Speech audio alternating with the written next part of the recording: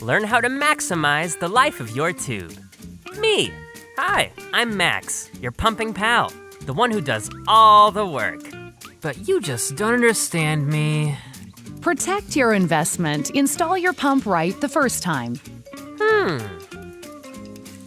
Thread seal tape causes leaks. Always hold the tube fitting to tighten the nut to prevent twisting. Twisting damages me. Let's get one thing straight. Me! Position the suction line and strainer 3 inches from the tank bottom. And allow slack in the lines to prevent stress on me. Sediments from the tank cause blockage at the injection point, creating excessive back pressure, damaging the tube. It must have been something I ate. Install the injector with the quill in the center of the moving water to thoroughly mix the chemical and water and reduce calcification. Calcification at the injection point causes blockage and excessive back pressure. It ruins my life.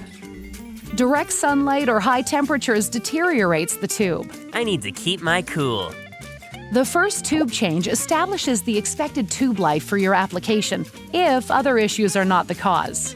Confirm if the tube reached its expected life, or correct the cause. What's the real cause? Seized rollers stretch and pull the tube.